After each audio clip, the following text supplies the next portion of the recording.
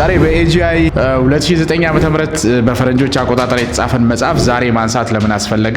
ለምን ብላ ነው እርዳታን የአፍሪካ ሀገራት መቀበል ማቆም አለባቸው ብላ የጻፈችው? መጽሐፍ ውስጥ እንደ ዋነኛ ሌላ ማስረጃ አድርጋ ያነሳችው የማርሻል ፕላንን ነው። ለዚህ ሴትዮ ግን ጊዜው ሰርግና ምላሽ ሆኖላታል። በ2009 በጻፈችው መጽሐፍ በኔ ግምት ዛሬን ተንብያለች። እውነትም ዩኤስኤአይዲ የአሜሪካን ሶፍት ፓወር ማሳያ ብቻ ነው ወይ? ያንን የሚያሳዩ ሌሎች ጉዳይ የሉም ወይ?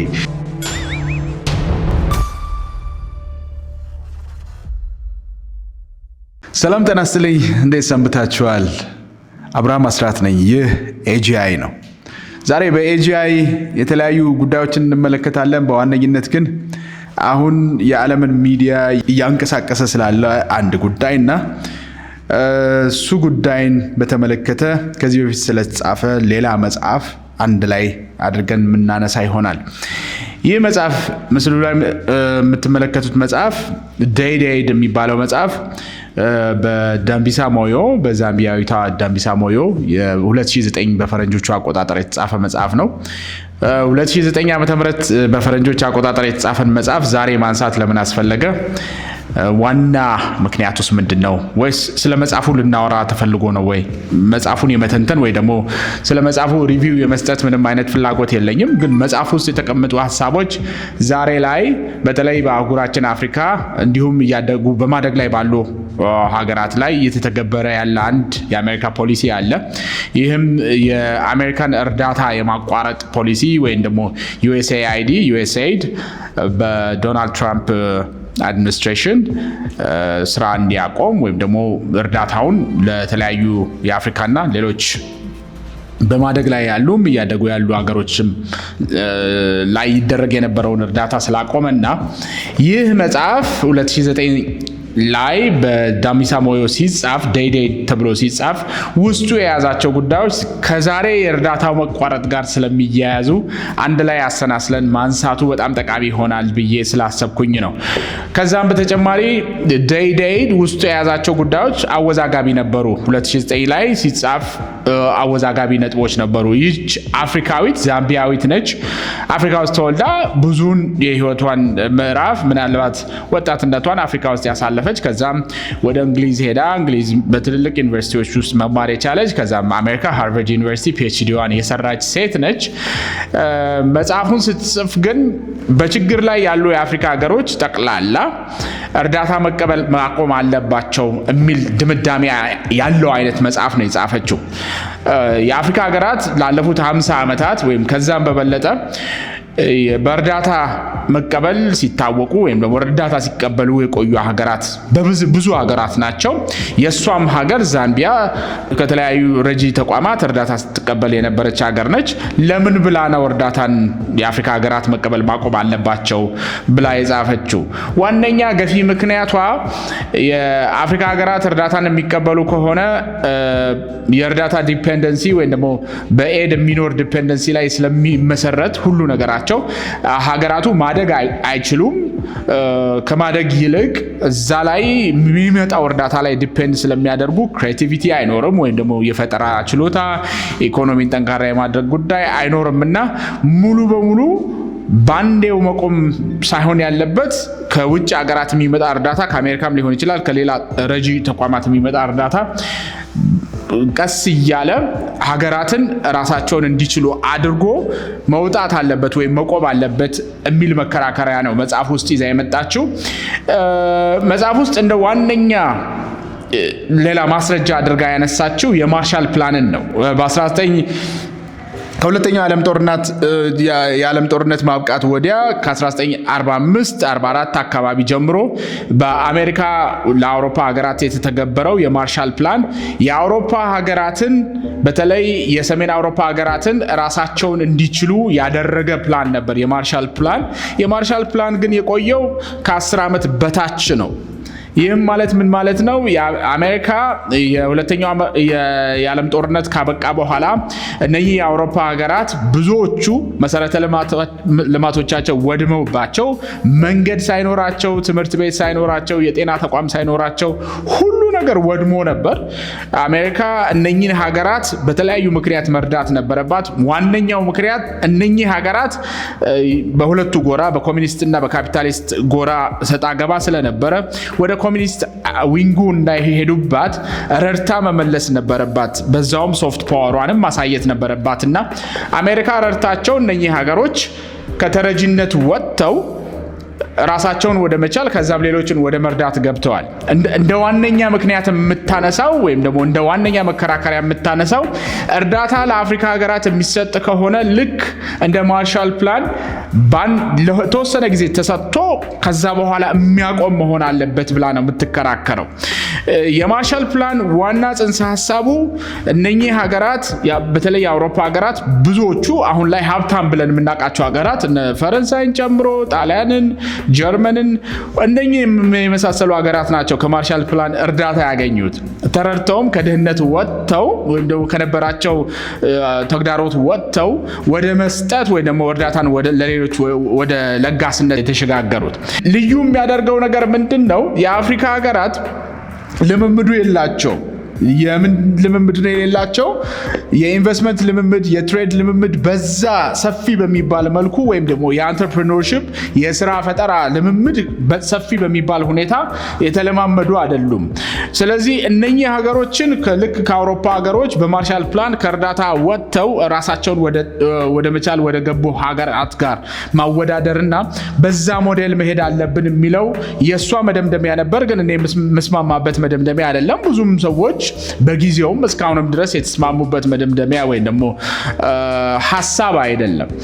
ዋነኛው ማለስማማበት ምክንያት የአፍሪካ ኮንቴክስት ወይም ደግሞ የአፍሪካ ሀገራት ኮንቴክስት አንድ ይለያል። ሁለት ደግሞ የአፍሪካ ሀገራት ከቅኝ ተገዥነት ወጥተው የትምህርት ልምምዳቸው ወይም ደግሞ ከስኪል ጋር የሚያያዘው ልምምዳቸው የአንትረፕረነርሺፕ ኢኖቬሽን ላይ የነበረው ነገር በራሳቸው የተመራ አልነበረም። ለዘመናት ራሳቸው መርተውት ፈጥረው እንደዛ አይነት በሞደርን በዘመናዊ ዓለም እንደዛ አይነት ልምምድ ውስጥ ገብተው ብዙ ማበርከት የቻሉ አልነበሩም። ታሪካችን ከዛ በፊት የነበረው ታሪካችን ሰፊ ቢሆንም ብዙ የፈጠራ ስራዎችን ብዙ ነገሮችን የሰራን ብንሆንም ግን ከቅኝ ግዛት በኋላ ተግዳሮቶች ነበሩብን። ከትምህርት ጋር የተያያዙ ሌሎች ተግዳሮቶች ስለነበሩብን ያን አይነት ካፓሲቲ ያን አይነት አቅም አግኝተን አልነበረምና አንድ አይሆንም። ሁለት እዚህ መጽሐፍ ላይ ዳምቢሳ ሞዮ እንደ ፕሪስክሪፕሽን ወይም እንደ ሶሉሽን ብላ ያሰበችው ወይም ያስቀመጠችው ጉዳይ የአፍሪካ ሀገራት ኢንቨስትመንት ላይ፣ አንትረፕረነርሺፕ ላይ ወይ ደግሞ የስራ ፈጠራ እድል ላይ፣ ትሬድ ላይ፣ የንግድ ጉዳዮች ላይ ማተኮር አለባቸው። ስለዚህ የሚመጣውን እርዳታ ቀስ በቀስ ወደ ኢንቨስትመንት፣ ወደ ንግድ፣ ወደ ኢኖቬሽን እና አንትረፕረነርሺፕ ወይም ደግሞ የፈጠራ ስራዎችና የስራ እድል የመፍጠሪያ ሜካኒዝሞች መቀየር አለባቸው ብላ ነው እንደ ፕሪስክሪፕሽን ያስቀመጠችው። ስለዚህ ሞዴሉን ከኤድ ሞዴል ወጥቶ ወደ ትሬድ፣ ወደ ኢንቨስትመንት እና ወደ አንትረፕረነርሺፕ መግባት አለብን ብላ ነው እንደ ፕሪስክሪፕሽን የተቀመጠው። ለዚህም እንደ ማሳያ ወይም ደግሞ እንደ ምሳሌ ያስቀመጠቻቸው ሀገሮች አንዳንድ የኤዥያ ሀገራትን ነው። ለምሳሌ ቻይና፣ ደቡብ ኮሪያ እዚህ ላይ ተጠቅሷል። የቻይናና የደቡብ ኮሪያ ሁኔታ አነሳስም ወደ ኢንቨስትመንት የገቡበትን መንገድ ለአፍሪካ ትምህርት ሆኖ ወደዛ ልንገባ ይገባል የሚል አይነት መደምደሚያ ነው ይዛ የመጣችው መጽሐፉ ላይ። በጊዜው ከብዙዎች ጋር ተጣልታ ነበር። ብዙዎች ሀሳብ አንስተው ሞግተዋታል። ብዙዎች ሲባል ለምሳሌ ሚዲያ ላይ ከፍተኛ ተጽዕኖ የሚያመጡ ተጽዕኖን የፈጠሩ ሰዎች፣ ግለሰቦች ይህች ግለሰብ የምታወራውን አታውቅም፣ አፍሪካ የሚያስፈልጋት ጉዳይ ምን እንደሆነ በትክክል አልገባትም ብለው በሚዲያ ከፍተኛ ክርክር፣ ከፍተኛ የስም ማጥፋትም ዘመቻ ሲከፍቱባት ነበር። እሷ እንደ ኢንቴንሽን ደጋግማ መጽሐፉንም ከጻፈች በኋላ አጽንኦት ሰጥታ ስትናገር የነበረው ጉዳይ ምንድነው? አይ እርዳታ ባንዴ ሁሉ ነገር መቆም አለበት ብዬ አይደለም መጽሐፉ ላይ ያስቀመጥኩት። መቆም ያለበት እርዳታ ግራጁዋል በሆነ መንገድ ልክ እንደ ማርሻል ፕላን ነው መቆም ያለበት። የማርሻል ፕላን ወደ አውሮፓ ከመጣ በኋላ በአሜሪካ ኢንትሮዲውስ ተደርጎ ወደ አውሮፓ ከመጣ በኋላ የአውሮፓ ሀገራት መንገዳቸውን ሰርተው የጤና መሰረተ ልማታቸውን አጠናክረው የትምህርት መሰረተ ልማታቸውን አጠናክረው ከጨረሱ በኋላ ማርሻል ፕላን አቁሞ በራሳቸው መቆም ችለዋል። እና እኔም ያልኩት እንደ ፕሪስክሪፕሽን የጠቀስኩት ጉዳይ እንደ መፍትሄ የጠቀስኩት ጉዳይ ያንን ነው የሚል መከራከሪያ ነው ይዛ የመጣችው። ያ ሲደረግ እነኚህ ሀሳቦች ወደዛ ሲመጡ ግን ሌሎች ተግዳሮቶች አሉ። ወደ ተግዳሮቶች ከመግባታችን በፊት ዳምቢሳ ሞዮ እንደ ኤክሰፕሽን ያስቀመጠቻቸው ወይም ደግሞ በልዩነት መሆን አለባቸው ያለቻቸው ነገሮች አሉ። እነኚህም ብዙ ጊዜ በሚዲያ በምንሰማበት ጊዜ ሲረሱ ወይም ደግሞ እንደ ሀሳብ ሳይነሱ ሲቀሩ ይታያል። ከአደጋ ጋር በተያያዘ ለሚመጣ ጉዳት ወይም ደግሞ ናቹራል ዲዛስተር በሚኖርበት ሰዓት ወይ ከዛ ጋር ሪሌት የሚያደርጉ ፓንደሚኮች ምናምን በሚመጡበት ሰዓት እርዳታው መምጣት የለበትም የሚል መከራከሪያም የላትም። እርዳታው የአፍሪካ ሀገራት መንግስታት ዲፔንደንት ሆነውበት ወይም ደግሞ ተመርኩዘውበት ወደ ሙስና ወይም ደግሞ ላልተፈለገ ተግባር የሚውለውን አይነት እርዳታ ነው እንዲቆም ብዬ መጽሐፌ ላይ የጻፍኩት ብላ በተለያዩ ሚዲያዎች ላይ ወጥታ ስትናገር ነበር። የአሁኑን ጊዜ አሁን ያለንበትን 2025 የፕሬዚደንት ዶናልድ ትራምፕ በድጋሚ ወደ ስልጣን መምጣት እና ይህ መጽሐፍ አንድ ምን ያደርጋቸዋል? ዳምቢሳ ሞዮ እንደ ፕሪስክሪፕሽን የጠቀሰቻቸው ጉዳዮች አሜሪካ ዩኤስኤይድን ወይም ደግሞ የዩኤስኤይድን ስራዎች በጠቅላላ ሲዝ እንዲያቆም ስታደርግ በፕሬዚደንት ዶናልድ ትራምፕ ኤግዚኪዩቲቭ ኦርደር ምክንያት እሷ ያነሳቻቸው ሀሳቦች እውነትም እውን ነበሩ። ያንን ብንከተል ኖሮ የተሰጠንን እርዳታ ለዛ ጊዜ ብቻ መውጫ አድርገን ብንከተል ኖሮ ዛሬ የአፍሪካ ሀገራት ሌሎችም ታዳጊ ሀገራት እየገጠማቸው በተለይ በዩኤስኤይድ መቆም ምክንያት እየገጠማቸው ያለው ተግዳሮት ወይም ችግር አይገጥማቸውም ነበር ብላ የምትከራከርበት ጊዜ ይሆናል ብዬ ነው የማስበው። ምክንያቱም ያኔ የማርሻል ፕላንን አይነት መንገድ መከተል አለብን ብላ ያንን የአፍሪካ ሀገራት ተቀብለዋት አፕላይ መደረግ ቢችል ኖሮ ያኔውኑ እርዳታ ያቆም ነበር ወይም ደግሞ እርዳታ ላይ ዲፔንደንት መሆናችን የአፍሪካ ሀገራት ሁሉ ያቆሙ ነበር። ከዛ ትራንዚሽን የምናደርገው ወይም ደግሞ የምንገባው ራሳችንን ችለን በራሳችን ፈጥረን በራሳችን አቅም ኢንቨስት አድርገን ወይም ደግሞ በንግድ ግንኙነት ፈጥረን ከሌሎች ሀገሮች ጋር የራሳችንን ኢኮኖሚ እናጠነክር ነበርና የእርዳታ ጉዳይ እንደዚህ ራስ ምታት አይሆንብንም ነበር። ወራስ እሷ ካነሳችው መከራከሪያ ዩኤስኤአይዲ አሁን ዛሬ ላይ ከገጠመውም ጉዳይ ጋር ተያይዞ እንደ ታሳቢ መወሰድ ያለባቸው ጉዳዮች ወይንም ደግሞ ያኔ እንደ ታሳቢ ልትወስዳቸው ይገቡ ነበር ብዬ የማስባቸው ጉዳዮች አሉ። እሷ ይሄንን በ2009 ዓመተ ምህረት የአፍሪካ ሀገራት እርዳታ አቁመው በራሳቸው መቆም አለባቸው ብላ ስትናገር ከነበረው ሁኔታ አሁን የአፍሪካ ሀገሮች ያሉበት መንገድ አለ። የቴክኖሎጂ በጣም ሰፊ መሆን፣ የቴክኖሎጂ መሰረተ ልማቶች በአፍሪካ ሀገሮች መምጣት፣ የግብይት ስርዓቱ በቴክኖሎጂ መታገዝ መቻሉ፣ በተለይ የምስራቅ አፍሪካ አንዳንድ ሀገራት በዚህም ከፍተኛ መርታ ማሳየታቸው፣ ለውጥ ማሳየታቸው፣ የግብይት ስርዓቱ የቴክኖሎጂ አጠቃቀሙ ቴክኖሎጂ ለኢኮኖሚ የሚያበረክተው አስተዋጽኦ ሰፊ መሆኑ ልዩነትን ፈጥሯል። ወደዛም መንገድ እየገባን ነው። ያንን ፕሪዲክት ያደረገ አልነበረም። በእርግጥ የእሷ አካሄድ አሁን ካለንበት የዓለም ሁኔታ አንጻር ያንን ፕሪዲክት አድርጎ ወይም ያንን ተንብዮ ስለዛሬ ተናግሮ መቆም ላይቻል የሚቻልበት ብዙ ፖሲቢሊቲ አለ። ግን ይሄንን የዛሬውን ዓለም የዛሬውን አፍሪካ በትክክል አይታ ነበር ብዬ አልገምትም። ብዙ የአፍሪካ ሀገራት ግን በቴክኖሎጂ በደንብ ሰፊ ስራ ሰርተው ወደፊት ሄደዋል። ስቲል አሁንም ድረስ ግን በእርዳታ ላይ ዲፔንደንት የሆኑ አገሮች ብዙ ቢሆኑ ያንዳንዶቹ ግን ይሁን የሚያስብል ሰየው የሚያስብል የሚያበረታታ በጎ ስራ ሰርታችኋል የሚያስብል ስለሆነ የነሱንም ኮንሲደር አድርጎ የነሱንም አስቦ ጎበዝ ብሎ ማበረታታቱ ቆንጆ ነው ብዬ አስባለሁ። አሁን ከዚህኛው ከዩኤስኤድ መቆም ጋር ተያይዞ በአሜሪካም ያሉ ሌሎችም የፖለቲካ የኢኮኖሚ ጉዳይ ተንታኞች በሚዲያ እየቀረቡ ሌላ የሚያነሱት አንድ ሀሳብ አለ። ይሄም ሀሳብ የእሷ መጽሐፍ ላይ በትንሽም ቢሆን ሪፍሌክት ተደርጎ ወይ ታይቷል ብዬ አስባለሁ። ይሄም የሶፍት ፓወር ጉዳይ እርዳታን እንደ ሶፍት ፓወር ወይንም ደግሞ ልል እንደሆነ አቅም መፍጠሪያ ጉዳይ ማሰብ መቻል። እውነትም እርዳታ የሶፍት ፓወር አካል ነው ወይ? ሶፍት ፓወር ነው ወይ? ይሄም ሌላ መከራከሪያ ሊሆን ይችላል፣ ወይም ደግሞ እኛ አንስተን ልንወያይበት የምንችለው ጉዳይ ይሆናል ብዬ አስባለሁ። አሜሪካ እርዳታን ለሌሎች ሀገር ስትሰጥ፣ በተለይ በዩኤስኤአይዲ በዩኤስኤድ በኩል እርዳታን ስትሰጥ ልታተርፍ የምትፈልገው ብዙ ነገር አለ። በማርሻል ፕላን ጊዜ እርዳታን ስትሰጥ የነገውን የንግድ ሪሌሽንሺፕ አስባ ነገ እነኚህ ሀገራት ወደ ኮሚኒስት ጎራ ገብተው ራሴን እንዳይገዳደሩኝ ብላ አስባ ነው። ከዛ በኋላ ለአፍሪካ ሀገራት ይሄንን ለአፍሪካና ለሌሎች ድሃ ሀገራት ይሄንን የዩኤስኤአይዲን እርዳታ ስትጀምር ምንን አስባ ነው?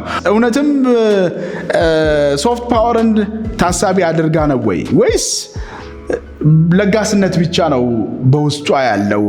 የአሜሪካ ፖሊሲ ሜከሮች ወይም ደግሞ ፖሊሲን የሚሰሩ ሰዎች ከላይ ስልጣን ላይ ያሉ ሰዎች ይሄንን ሲያደርጉ ኮንግረስ አጽድቆት ወደ ስራ የገባ ጉዳይ ነው እና ሶፍት ፓወርን ብቻ ታሳቢ አድርገው ነው ወይ? ሌሎች ሶፍት ፓወርን መከወኛ መንገዶች ብዙ የላቸውም ወይ? ለምሳሌ ወጣቱ ይሄን የሚከታተለው ኢትዮጵያዊ ወጣት የትኛውም ዓለም ላይ ያለ ስለ አሜሪካ ሲያስብ የሚያስባቸው የተለያዩ ነገሮች አሉ። የአሜሪካ ተንኳሽነት ወይም ደግሞ የአሜሪካ የዓለም ፖሊስ ነኝ ባይነት ከዛ ጋር የሚያያዙ ነገሮች እንዳሉ ሆኖ ሌላ ደግሞ ከሶፍት ፓወሯ ጋር ወይም ደግሞ የአሜሪካን ሶፍት ፓወር የሚያሳዩን ብዙ ጉዳዮች አሉ። ልክ እንደኔ ብዙዎቻችሁ እርግጠኛ ነኝ የአሜሪካንን የቲቪ ሾዎች ተከታትላችሁ አድጋችኋል። በአንድም በሌላ መንገድ እነኚህ የቲቪ ሾዎች የእናንተን የአሜሪካ ፐርሰፕሽን ቃኝተውታል። ፍሬንድስ የሚባል ተከታታይ የቲቪ ድራማ ስትመለከቱ የአሜሪካን ሶፍት ፓወር ኤክሰርሳይዝ እያደረጋችሁ፣ አሜሪካ ሶፍት ፓወሯን ኤክሰርሳይዝ እያደረገች እናንተ ደግሞ በዛ ኢንፍሉዌንስ እየተደረጋችሁ ነው።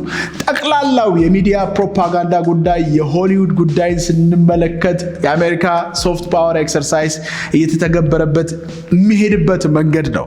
በዓለም ሌሎች ሀገራትም አሜሪካን በሰፊው የሚጠሉ ሀገራት ወይም ደግሞ አምርረው የሚጠሉ ሀገራትንም ጭምር አሜሪካ በእንደነኛ አይነት ሶፍት ፓወሯ ኢንፍሉዌንስ ታደርጋቸዋለች፣ ትገዛቸዋለች፣ እየገዛቻቸውም ትቀጥላለች። ያ ብቻ አይደለም። በአሁኑ ጊዜ ለምሳሌ አንዳንድ የአሜሪካ ፕሮዳክቶች፣ አንዳንድ የአሜሪካ ምርቶች የስታተስ ማሳያ፣ የዝና የትልቅነት ማሳያ ሆነው ይታያሉ። አይፎን የሚጠቀም ሰው አይፎን ነው ያስኩትኝ ብሎ ሁሉም እንዲያይለት ምናምን ሊያደርግ የሚችልበት እድል በጣም ሰፊ ነው። ሁላችሁንም ወይም በደምሳሳ ሁሉንም እያልኩ አይደለም።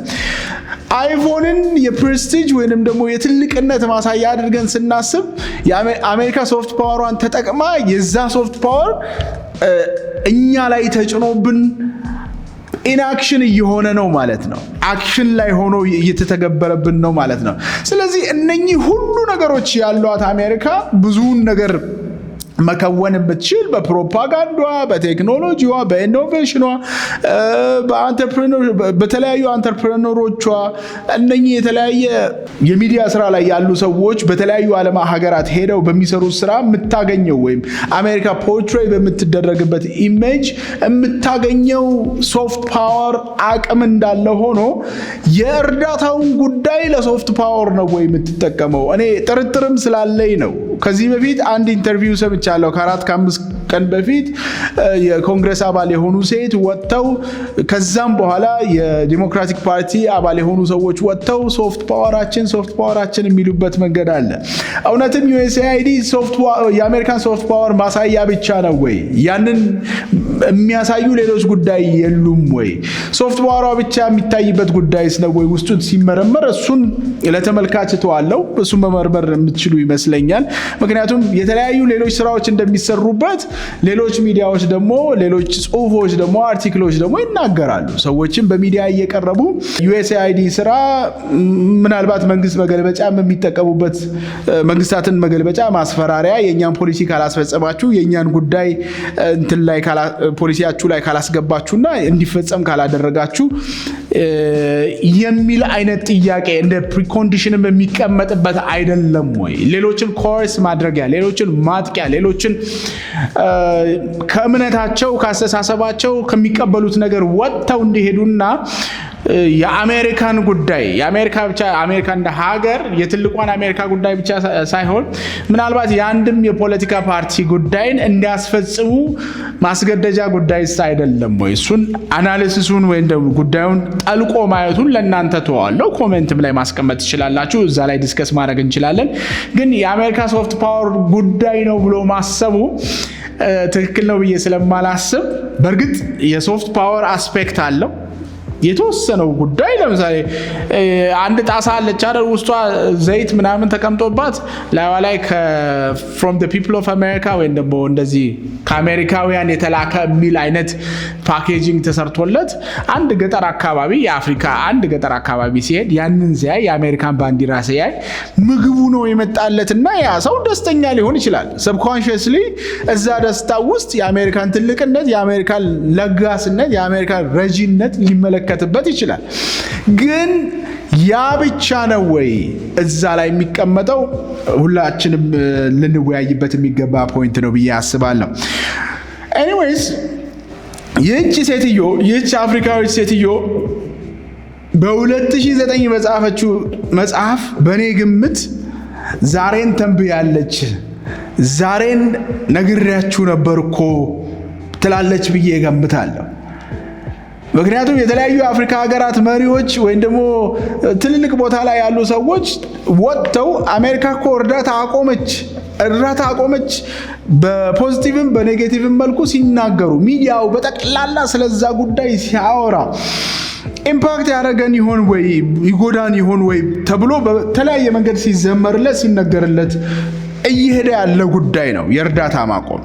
ስለዚህ ብዬ ነበር እኮ እንዲያስብላት የሚያስችል በጣም ሰፊ ነገር ዛሬ ሆኖላታል ብዬ አስባለሁ። እቺ ሴትዮ በጊዜው እነ ቢል ጌትስ ሴትዮን ወጥተው ወርፈዋታል። ብዙ አይነት ስም ሰጥተዋታል። ያስተማሯት መምህራኖቿ ሳይቀሩ በተለያዩ ኢንተርቪዎች ትናገራለች። እነዚህ መምህራኖቿ ሳይቀሩ የተቿት መምህራኖቿ ዛሬ ላይ የሚሉትን አጥተዋል። ምክንያቱም ልክ አሜሪካ በአንድ ተራድኦ ድርጅቷ የምታደርገውን እርዳታ ልክ ስታቆም መግቢያው የጠፋቸው ብዙ አካላት ብዙ አይነት ሀሳብ ሲሰነዝሩ በሰዎች ከስራ መባረር ወይም ደግሞ ሰዎች የሚያገኙት ሜዲኬሽን ወይ ደግሞ የሕክምና ጉዳይ አለ። ያም እንደ እርዳታ በዚህ ቻናል የሚደረግ ወይ በUSAID ቻናል የሚደረግ በዛ በኩል የሚመጣ ጉዳይ ነው። የሚያሳዝን ነው።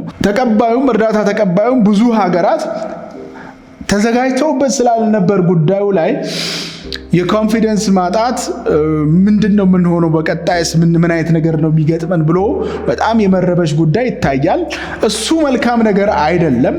ግን ሴትዮ መጽሐፉን ስትጽፈውም የመዘጋጃ ጊዜ ኖሮን አስበንበት ጊዜ ገደብ ተቀምጦበት መውጣት አለብን ስትል ስለነበር ይሄንንም እንደ ስህተት ወይም ደግሞ እንደ ሕጸጽ ካየነው ከአሁኑ የትራምፕ አድሚኒስትሬሽን ጋር ልናያይዘው እንችላለን እንጂ ለዚህ ሴትዮ ግን ጊዜው ሰርግና ምላሽ ሆኖላታል።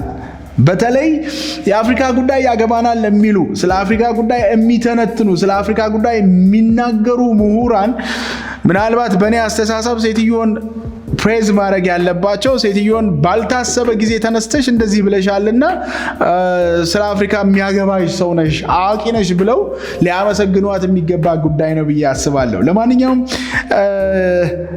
ስለ ዳምቢሳ ሞዮ መጽሐፍ ወይም ደግሞ ስለ ዴይድ ኤድ ይሄ በ2009 ዓ.ም የተጻፈ መጽሐፍ ቆይቷል ከተጻፈ መጽሐፉ መግቢያም ላይ እንዳነሳሁትኝ ግን አሁን ደግሞ በ2025 በፈረንጆች አቆጣጠር ትራምፕና የትራምፕ አጋሮች ወደ ዋይት ሃውስ በሚመጡበት ሰዓት እየሰሩ ያለው ስራ ከሚሰሩት ስራ አንዱ የሆነው የዩኤስኤአይዲ የእርዳታ ማቋረጥ ጉዳይ ከዚህ መጽሐፍ ጋር በጣም የሚተሳሰር ስለሆነ አፍሪካንም በተለየ መልኩ ስለሚመለከተን አፍሪካ ብቻ አይደለም ዩኤስኤአይዲ የሚደርሰው ሁሉም የዓለም ክፍል ነው።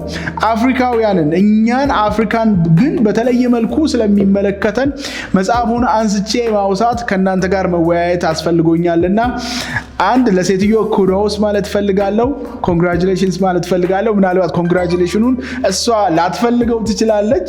ምሁር ነች፣ ብዙ ያወቀች፣ ብዙ የተመራመረች፣ ትልልቅ ዩኒቨርሲቲዎች ውስጥ ገብታ ያስተማረችም በትልልቅ የኢንቨስትመንት ባንኮች ላይ የሰራች ጄፒ ሞርጋን፣ ወርልድ ባንክ እንደዚህ ትልልቅ ቦታዎች ላይ የነበረች ሴትዮ ነችና ያንን እንደዛ እኔ እንደማስበው ወይም ደግሞ እኔ ሪፍሌክት እንደማደርገው ላትቀበለው ትችላለች። ግን ድል ያደረገችበት መጽሐፍ ነው ብዬ ነው ማስበው ያኔ ተጽፎ ዛሬ ላይ። እንግዲህ ተመልካቾች የዛሬን በዚህ አብቅቻለሁ። በቀጣይ ግን የተለያዩ ኢንተርቪዎችን የስቱዲዮ ኢንተርቪዎችን እንዲሁም ፖድካስቶችን የፖድካስት ኢንተርቪዎችን አናላይዝ ማድረግበት ወይም ደግሞ እነሱ ላይ ተመርኩዤ የኔን ኢንሳይት የማቀርብበት እንዲሁም መጽሐፍቶች ላይ ያሉ ሐሳቦችን ከኛ ነባራዊ ሁኔታ ጋር የሚገናኙበትን ሐሳብ ሌላውንም ይዤ የምቀርብበት ይሆናል።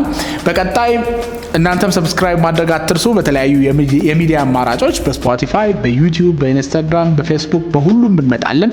አመሰግናለሁ።